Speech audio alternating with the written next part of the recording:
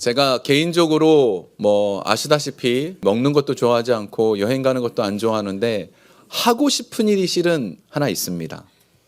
그런데 아마도 개인적으로 하고 싶은 일인데 아마도 절대 못할 겁니다. 무슨 일인가 하면 저 서부 쪽에 가면 저 남쪽에 멕시코 국경에서부터 쭉 로키 산맥 따라 올라가서 캐나다 국경까지 걷는 트레일이 있습니다. 퍼시픽 트레일이라는 게 있어요. 그게 거리가 얼마나 되냐면 4,285km. 그냥 이렇게 쭉 걸으면 6개월 걸린대요. 그게 꼭 하고 싶은데 못 하겠죠? 그냥 그 야생을 이렇게 걷는 게 한번 개인적으로는 언젠간 한번 해보고 싶다 그런 생각은 드는데 아마 못 할 거예요. 제가 이 퍼시픽 트레일에 대한 거를 우연히 어떻게 알게 됐느냐 하면 셰릴 스트레이드라는 분이 쓴 책을 보다가 알게 되었습니다. 이 셰릴 스트레이드라는 분이 어떤 분인가 하면 19살에 결혼을 했어요. 여성분인데 그런데 안타깝게도 26살에 이혼을 합니다. 이혼하고 나서 그래도 자기가 제일 믿고 있었던 엄마한테 갔는데 엄마마저 갑자기 엄마 나이가 45 젊으신 분이었어요. 근데 폐암에 걸려서 폐암이라는 진단받고 50일 만에 그냥 갑작스럽게 돌아가십니다. 그러고 나니까 이 셰릴 스트레이드라는 분이 얼마나 마음이 괴롭겠어요.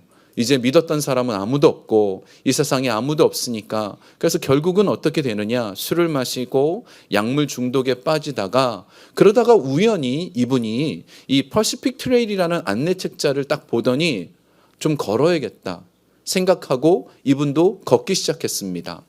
이제 이분의 삶을 영화로도 그렸는데 영화에 보면 아주 몸이 왜소한 여성분이 엄청 큰 그 등산 짐을 짓는데 매지도 못하는 거예요. 너무 무거우니까.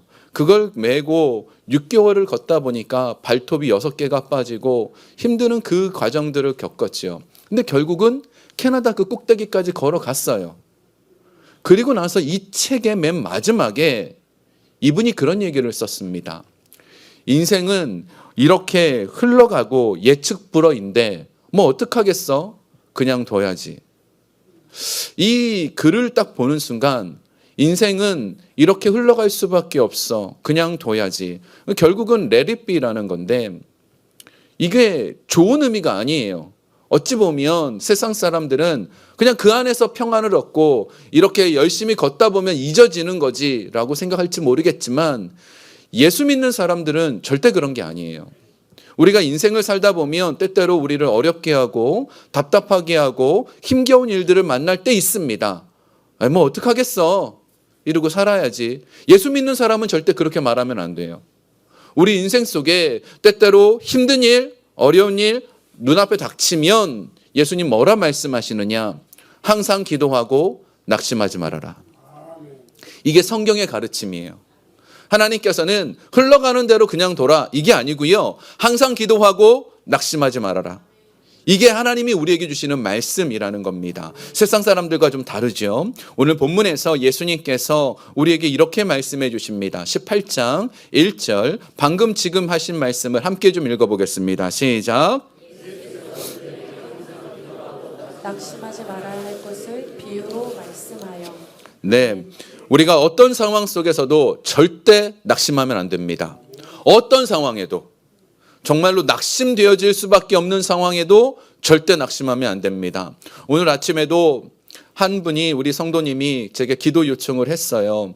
이제 아시는 친척분이 췌장암 사기라서 갑자기 또 판단을 받게 되어서 기도를 요청했습니다. 이런 얘기를 들을 때마다 가슴이 철렁철렁 내려앉죠. 그런데 우리는 어떻게 합니까? 항상 기도하고 낙심하지 않아야 돼요. 어떤 일이 있어도 기도하고 낙심하지 말아야 됩니다. 그래서 예수님께서 이 중요한 진리를 비유로서 설명을 해주신 게 오늘 내용입니다. 근데 이 비유가 두 가지 비유가 나옵니다. 이 두 비유 어떤 것인가? 이 첫 번째로 어떤 비유인가? 억울한 일을 한 과부가 겪게 됩니다. 그래서 나쁜 재판장에게 매달려서 그의 억울함을 해결받았다라는 일입니다. 이게 얼핏 보면 그런 생각이 들지요. 이 억울한 일을 겪었는데 저 재판장한테 자꾸 매달린 것처럼 하나님께 매달려라. 그러면 하나님 들어주실 거다라고 생각할 수 있지만 실은 오늘 이 비유는 그런 의미의 비유가 아닙니다. 하나님께서 귀찮아서 응답하실 때까지 자꾸 매달리라 이런 뜻이 아니에요. 오늘 불의한 재판장도 이 사람의 소원을 들어주거든 좋으신 하나님이 왜 안 들어주겠냐는 뜻이에요. 이해가 되시나요? 좋으신 하나님은 우리를 위해서 다 들어주신다는 뜻입니다. 지금 이 여인의 상황을 보면요. 지금 억울한 일 당했어요. 근데 돈도 없죠. 능력도 없죠. 도와줄 사람도 없지요. 그리고 내 외로움을, 이 답답함을 들어줄 사람도 없네요. 근데 해결책은 하나입니다. 저 재판관이 이걸 해결해 줄 수 있는 능력이 있어요. 저 재판관만이 이 해결책이 있다라는 것을 알았습니다. 그래서 어떻게 해요? 그 재판장한테 매달리는 거죠. 우리의 삶의 모든 문제 해결책이 어디 있을까요? 영적인 일이든 여러분의 물질의 문제든 여러분의 건강의 문제든 여러분의 마음의 문제든 그리스도인들은 하나님의 선택받은 자녀들은 모든 문제 해결책이 하나님께 있습니다. 하나님께서 여시면 모든 게 다 열리고 하나님이 닫으시면 모든 게 다 닫힙니다. 하나님 손에 모든 것이 다 되어 있어요. 그래서 때때로 우리가 좀 마음이 힘들 때, 어려울 때 여러분 이 말씀 하나는 외웠으면 좋겠습니다. 이 말씀 여러분 꼭 외웠으면 좋겠습니다. 시편 42편 5절입니다. 우리 함께 좀 읽어볼까요? 시작. 내 영혼아 내가 어찌하여 낙심하며 어찌하여 내 속에서 불안해하는가. 너는 하나님께 소망을 두라. 그가 나타나 도우심으로 말미암아 내가 여전히 찬송하리로다. 아멘. 자, 지금 여기 말씀해 보면 너는 하나님께 소망을 두라. 불안하고 염려가 되고 근심되고 답답할 때 어떻게 해요? 하나님께 소망을 두는 겁니다. 지금 이 한글 성경엔 이렇게 되어 있는데 예전에 우리 그 한글 성경, 그 옛날 성경을 가지고 계신 분들은 너는 하나님께 소망을 두라라는 표현보다 하나님께 시선을 돌리라라고 되어 있어요. 지금 영어 성경에도 뭐라고 되어 있냐면 fix my eyes on God이라고 되어 있습니다. 나의 시선을 하나님께 고정하는 거예요. 이게 사람이요 언제 낙심이 되는 줄 아세요? 언제 내 마음이 흔들리는 줄 아세요? 상황이 보이면 흔들려요. 사람이 보이면 속상해져요. 아유 이게 왜 이렇게 안 풀려? 이 일이 왜 이렇게 안 돼? 상황이 보이면 그냥 가슴이 철렁 내려앉고 속상하단 말이에요. 사람이 보이면 저 사람 때문에 내 마음이 괴로워진단 말이에요. 근데 지금 여기 뭐라고 돼 있습니까? Fix my eyes on God. 나의 시선을 하나님께 집중하는 거예요. 여기에서 다른 걸 쳐다보는 게 아니에요. 예수 믿는 사람들은 우리가 무엇을 바라보는 자입니까? 하나님을 보는 사람이에요. 언제 이 부분이 해결될 수 있느냐? 내 마음이 해결될 수 있느냐? 그때와 시간은 하나님께 있죠. 우리가 단지 할 일은 하나님만 바라보는 겁니다. 예수님께서 지금 비유로 말씀하실 때 아주 중요한 의미를 말씀해 주셨어요. 18장 7절과 8절입니다. 제가 한번 읽어볼게요. 하물며 하나님께서 그 밤낮 부르짖는 뭐라고 되어 있습니까? 택하신 자들의 원한을 풀어주지 아니하시겠느냐? 그들에게 오래 참으시겠느냐? 내가 너희에게 이르노니 속히 그 원한을 풀어주시리라. 그러나 인자가 올 때에 세상에서 믿음을 보겠느냐 하시니라. 자, 지금 이게 무슨 말씀입니까? 우리는 누구지요? 하나님의 선택받은 자녀입니다. 우리 한번 따라해 봅시다. 나는 하나님의 선택받은 자녀입니다. 네, 우리 몇몇 분들이 가슴에 손을 얹고 하셨어요. 너무 잘하셨어요. 우리 한번 해봅시다. 가슴에 손을 얹고 나는 하나님의 선택받은 자녀입니다. 아멘. 믿으십니까? 하나님께서 우리를 사랑하시는데 왜 우리를 안 도와주시겠냐고요. 제가 예전에 제 딸이 한번 울면서 들어온 적이 있었어요. 뭐 여러 가지 일들 때문에 막 펑펑 울게 되었어요.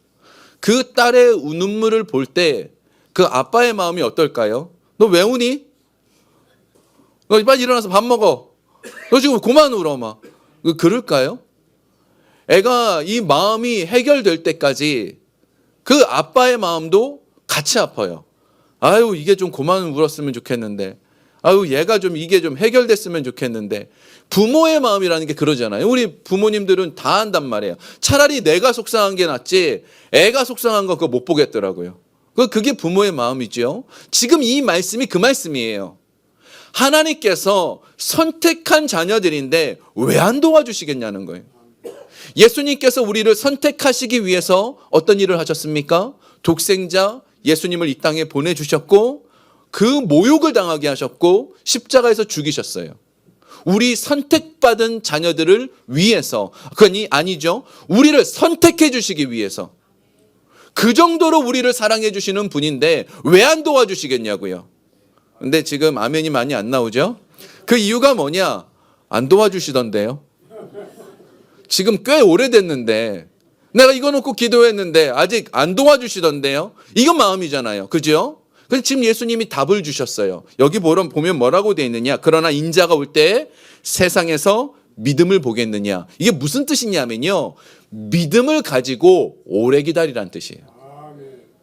여러분, 믿음이라는 게 뭘까요? 믿음은 한 번 믿는 걸 믿음이라 말하지 않아요. 믿음은 계속 믿는 거예요. 언제까지요? 아브라함이 애 낳을 때까지.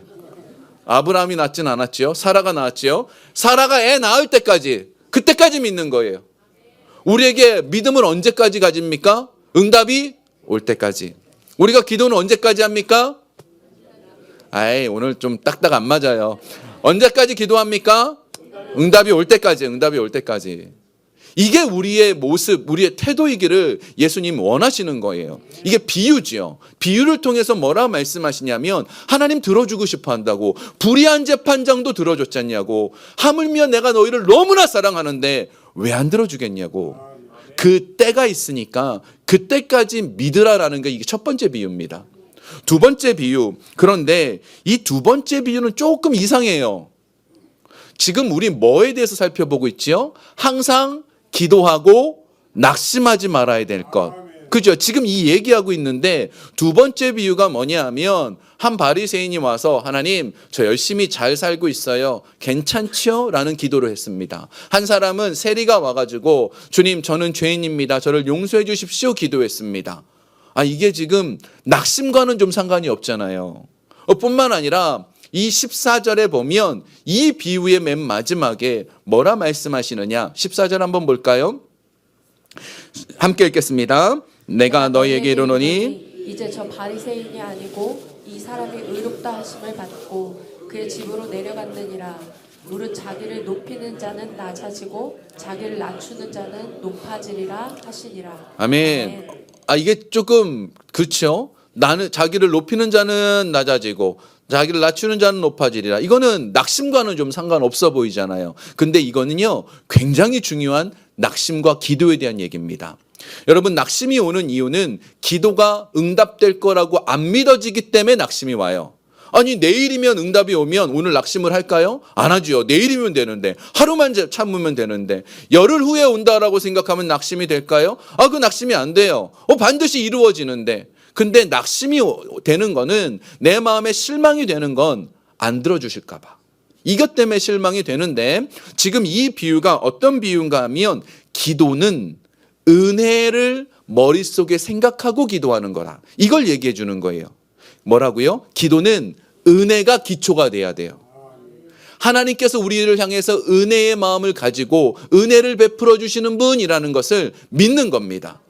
여러분 믿으십니까? 하나님은 우리에게 은혜 주시는 분입니다. 오늘 본문을 보면 우리 13절을 한번 보겠습니다.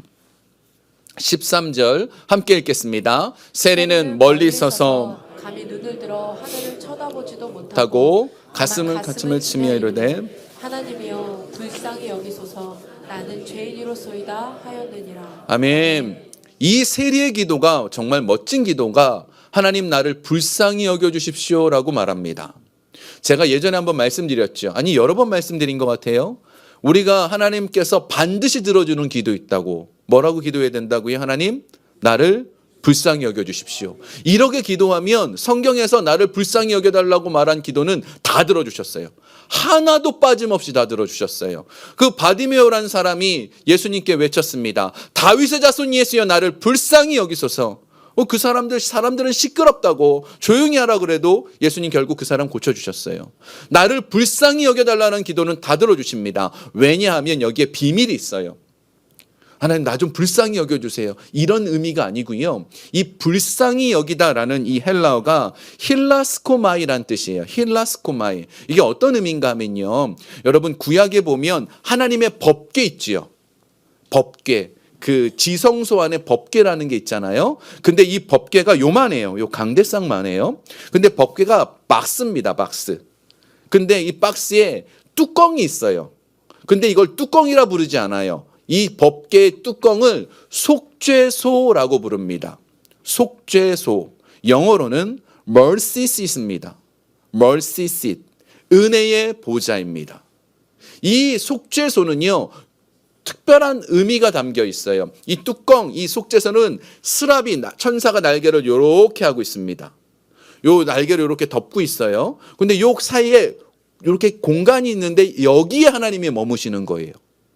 그래서 1년에 한 번 대제사장이 어린 양의 피를 가지고 이 속죄소에 뿌려서 모든 사람의 죄를 용서해 달라고 요청을 합니다.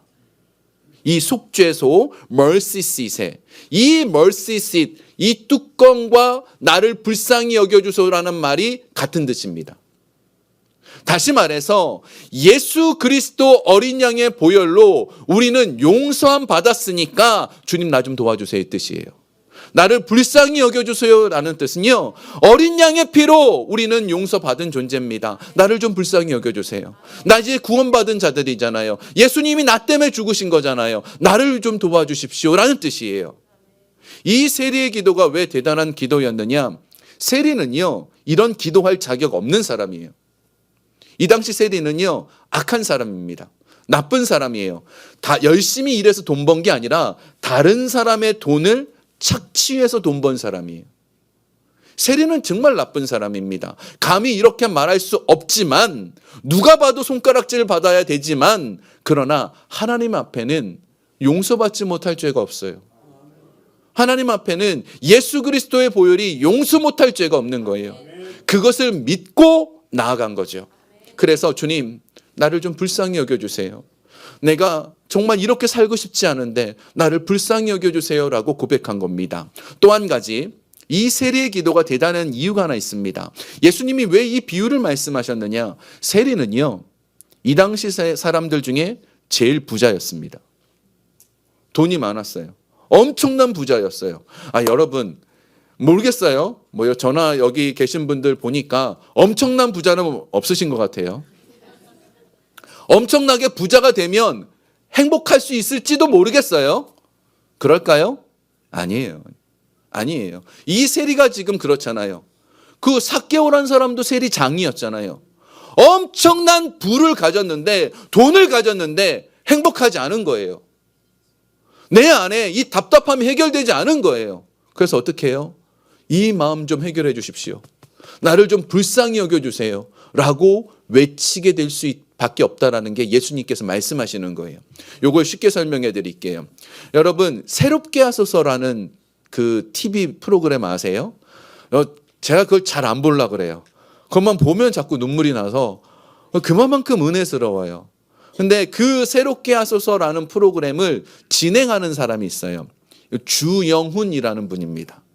이분이요. 여러분이 잘 아시는지 모르겠습니다만 작곡가예요. 근데 이 작곡가들이 돈을 인기 작곡가는 엄청 번대요. 그 여러분이 노래방 안 다니시니까 잘 모르시죠? 노래방에서 노래를 하나 딱 부르면 그 노래 그 작곡가한테 돈이 간대요. 꽤 많이 좀 들었나 봐요. 그러니까 작곡가들 인기 작곡가는 돈을 엄청 번대요. 이 사람 돈을 엄청 벌었어요. 그런데다가 이 예능 프로에 나와가지고 인기도 많은 거예요. 근데 돈도 많이 벌수록 인기가 많아지면 많아질수록 이 사람 마음속에 무슨 생각이 들었냐면 내가 다음 곡 뭐 쓰지? 뭘 써야 성공하지? 이 불안함이 생기는 거야. 그리고 또 한 가지는요. 사람들한테 내가 잊혀지면 어떡하지? 내가 인기가 없어지면 어떡하지? 이 불안함이 자꾸 오는 거예요. 그러니까 이 사람이 밤마다 이 불안함 때문에 돈은 많아도 인기는 많아도 너무 힘든 거예요. 그럼 어떻게 했느냐? 술을 마시기 시작했어요. 술을 마셔야 잠이 오니까. 술을 마시기 시작했어요. 근데 술을 계속 마셔도 어느 날 밤이 됐는데 잠이 안 오대요. 근데 이분이요, 이 주영훈이라는 분이 아버지가 개척교회 목사님이세요. 그러다 보니까 여러분, 그 목회자 자녀들이면 교회에 대해서 누구보다 더 잘 알 거 아니에요. 어떻게 기도하는지도 알 거 아니에요. 새벽까지 잠을 못 자던 이분이 선택한 방법은 새벽 기도를 가는 거예요. 새벽 기도를 갔는데 사람들이 알아볼까 봐 모자를 눌러 쓰고 저 교회 맨 구석에 앉아가지고 그렇게 기도를 했대요. 하나님, 죽을 것 같다고. 미칠 것 같다고. 나를 좀 불쌍히 여겨달라고. 그때부터 갑자기 눈물이 펑펑 쏟아지더래요. 정말로 눈물이 계속 흘러나오는데 세상이 줄 수 없는 그 평안함과 하나님의 음성이 들리더래요.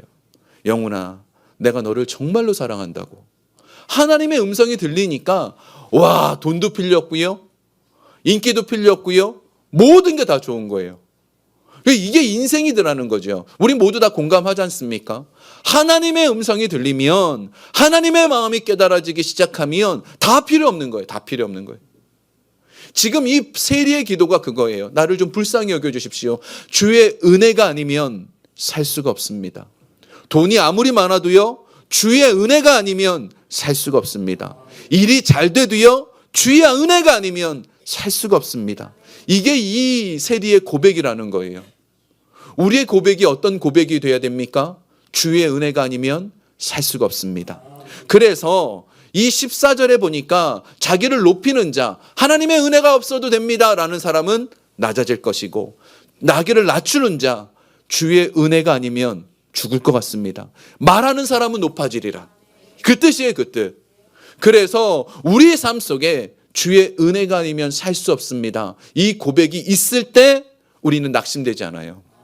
우리는 절망하지 않습니다. 말씀을 정리합니다. 여러분, 인생은요, 그 아까 쉐릴 스트레이드라는 분이 만난 것처럼 여러 가지 일들을 만나요. 만날 수밖에 없고 겪고 계신 분들이 있으실 겁니다. 그런데 우리는 항상 기도하고 낙심하지 말아야 돼요. 한번 따라해 봅시다. 항상 기도하고 낙심하지 말자. 왜 그럴까요? 우리는 하나님의 선택받은 자녀이니까. 하나님의 은혜가 여전하니까. 잊지 않으시고 기도할 수 있길 주의 이름으로 축원합니다.